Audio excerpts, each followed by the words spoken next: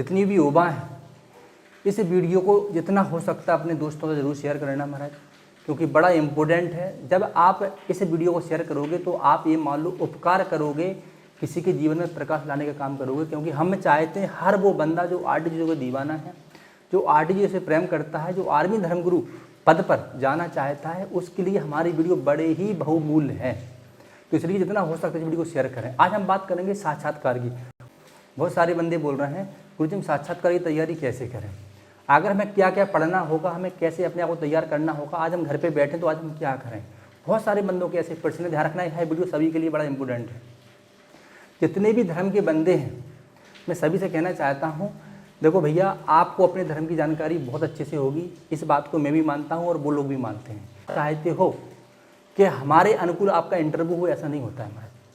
वो वही पूछेंगे जो उनके मन में आएगा। उनको पता है कि बंदा कर्मकांडी है, वो कर्मकांड से कम पूछेंगे, अन्य विषय ज़्यादा पूछेंगे। उनको पता है कि हिंदू पंडित है तो कर्म करता ही होगा, पुरोहित का काम करता होगा, और इसको क्या क्या जानकारी, सोशल जानकारी कितनी है, राजनीतिक जानकारी कितनी है, अन्य धर्मों की जानकारी कितनी है। मैं हमेशा बोलता हूँ आप लोगों से, वो आपसे पूछेंगे ये बताइए कि भाई सैनिकों को मोटिवेट करना है तो कौन सा शास्त्र प्रयोग में लाओगे, किस शास्त्र का एग्जाम्पल दोगे या किस शास्त्र के श्लोकों के साथ उसको उपदेश दोगे, बताइए। जहाँ तक जग जाहिर है महाराज कि आप ही बोलोगे हम गीता के हिसाब से देंगे। क्यों? क्योंकि गीता कर्म प्रधान है और वास्तव में जो सैनिक होता है वो कर्म प्रधान जीवन जीता है, यानी कि अपने कर्तव्यों का पालन बहुत अच्छे से करना है तो हमको गीता पढ़ना ही पड़ेगा। तो अगर अच्छा धर्मगुरु होगा तो वो समझ जाएगा तो वो गीता का ही नाम लेगा महाराज। ऐसे ही सभी धर्मों के अपने अपने शास्त्र हैं और उन शास्त्रों के साथ अपने अपने विषय हैं, तो उन विषयों को हमें रखना आना बहुत ज़्यादा जरूरी है। चलो आज हम बात करेंगे कि हमें तैयारी कैसे कैसे करना है और किन किन विषयों पर तैयारी करना है।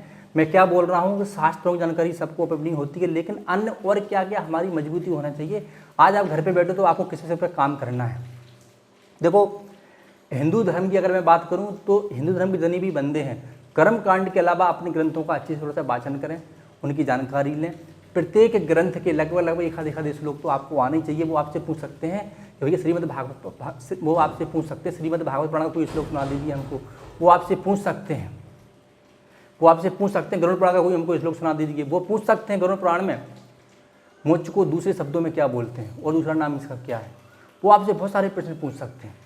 ऐसे ही अगर मैं अन्य धर्म की बात करूं, अगर मैं इस्लाम की बात करूं तो सबको पता है कि इस्लाम के जो स्तंभ है वो 5 हैं।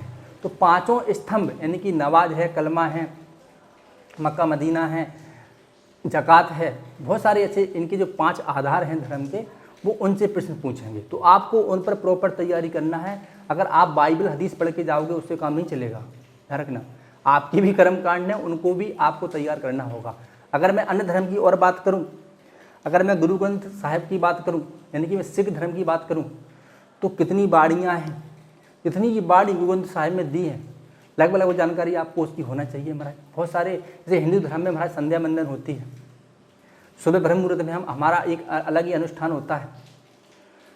जैसे हिंदू धर्म में सुबह से लेकर शाम तक महाराज बहुत सारे अनुष्ठान आते हैं, बहुत सारे शुभ मुहूर्त आते हैं, अभिजीत काल आता है, संध्या वंदन आती है, और जितने भी महाराज मुहूर्त हैं उनके अनुसार हम अपने अनुष्ठान करते हैं। तो ऐसे ही गुरु ग्रंथ साहिब में उनके भी अनुष्ठान होते हैं, उनके भी जप होते हैं।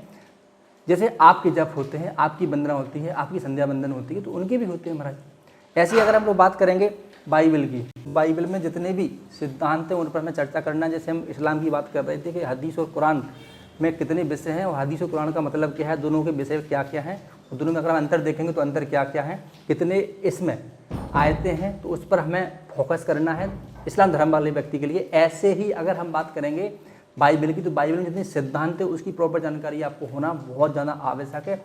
अब आप बोलोगे कैसे सिद्धांत, क्या सिद्धांत, तो वो सिद्धांत का मतलब होता है कि भाई ऐसे श्लोक या ऐसी लिखावट या ऐसी लेखनी इसको कोई मिटाया ना जा सके, जो आपुरुष से हों, जिसे मनुष्य ने ही लिखे हों, जो विशेष प्रकार से लिखे गए हों, जो प्रामाणिकता पर पूरी तरह से महाराज कसौटी पर उतर जाए, उनको कहते हैं हम सिद्धांत। यानी कि लाइब्रेरी में टेस्ट हो जाए, जाके लैब में टेस्ट हो जाए महाराज।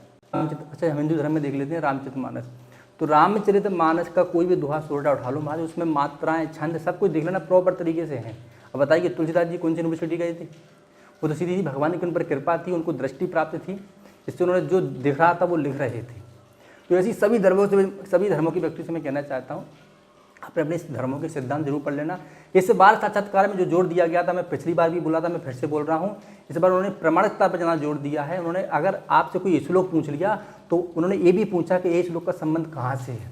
अगर उन्होंने बोल दिया कि भाई बिल्ली रास्ता काट जाए तो हमको क्या रुक जाना चाहिए, आप बोलोगे बिल्कुल रुक जाना चाहिए, तो कहाँ लिखा है, एक बात कहाँ लिखी। कुत्ता रोने से गलत संकेत हमारे मन में आते हैं या कुछ गलत अनहोनी होने की घटना होती है, आप बोलोगे बिल्कुल होती है, तो फिर कहाँ लिखा है, क्या ये अंधविश्वास है। तो ऐसे बहुत सारे विषय हैं जिस पर साक्षात्कार आपका निर्भर करता है। जैसे हम बात करेंगे, बहुत सारी व्यक्तिगत तो नैतिक प्रश्न पूछते हैं, वो आपसे पूछ सकते हैं कि आधुनिक शिक्षक बनने की प्रेरणा आपको कहाँ से प्राप्त हुई। एक नैतिक प्रश्न है, ये कोई शास्त्रों का प्रश्न नहीं है, तो इसकी सही जानकारी आपको होना चाहिए, इस पर बोलना आपको आना चाहिए। वो आपसे पूछ सकते हैं धार्मिक गुरु के रूप में आपकी प्राथमिक जिम्मेदारियां क्या क्या रहेंगी, क्या आपको पता है कि आप जिस पद पर चयन होना चाहते हो, जिस पद पर आप जाना चाहते हो, उस पद की जिम्मेदारियां क्या हैं। अगर आप चलो ठीक है बन भी गए तो सबसे पहले क्या कार्य करोगे, इसकी सही तैयारी आपकी होना चाहिए। वो आपसे पूछ सकते हैं कि आपके जीवन में सबसे प्रभावशाली धार्मिक शिक्षा क्या रही है। आपसे नास्तिक आस्तिक के बारे में समझ सकते हैं। ध्यान रखना, अगर वो आपसे बोलने कोई भजन सुनाइए तो उस भजन को सुनने का उद्देश्य उनका ये होगा इसकी साइकोलॉजी किस प्रकार की है। वो आपसे ये भी पूछ सकते हैं, या वो आपसे ये भी सुन सकते हैं कि भैया कोई गाना सुना दो हमको। जब कोई व्यक्ति गाना सुनाएगा तो ये पक्की बात है, जिसका जैसा उसका नैतिक स्वभाव होगा वैसे ही वो गाना सुनता होगा, तो वहाँ से वो आपको पकड़ने का प्रयास करेंगे। जैसे हम बात करेंगे, आप किसी संघर्ष समाधान की स्थिति में कैसे मध्यस्थता करेंगे।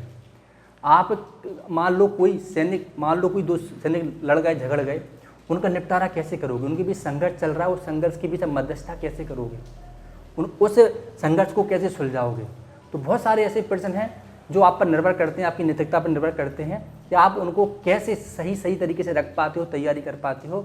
तो यही साक्षात्कार का आधार है जो मैं बता रहा हूँ। जो नैतिक मूल्य हैं उनको जानना बहुत आवश्यक है, उनको पढ़ना बहुत आवश्यक है, उसकी तैयारी करना बहुत आवश्यक है। वो आपसे पूछ सकते हैं कि विभिन्न धार्मिक सैनिक, यानी कि वो आपसे पूछ सकते हैं विभिन्न धर्मों के सैनिक एक साथ रहते हैं, उनके बीच सहिष्णुता आप कैसे बनाएंगे, उनके बीच आप तालमेल कैसे बिठा लेंगे। तो इन पर तैयारी करना बहुत आवश्यक है। तो मेरा कहने का मतलब ये है भैया, प्रश्न तो बहुत सारे हजारों प्रश्न हैं हमारे पास जो मैं आपके सामने रख सकता हूँ, लेकिन अब बात हजारों प्रश्नों की नहीं है। बात है कि भले ही 5 प्रश्न आपसे पूछ लिए जाएं तो उन प्रश्नों को सही जवाब कैसे दोगे। बहुत सारे बंदे इसलिए फेल हो गए थे, उन्हें आता तो था लेकिन वो बात सही तरीके से रख नहीं पाए। एक बंदे से जब मेरी बात हुई तो बोल रहा है गुरुजी वो मुझे उसका उत्तर बहुत सही से आ रहा था, लेकिन गुरुजी मैं घबरा गया, मैं रख नहीं पाया, इसलिए मैं बाहर हो गया।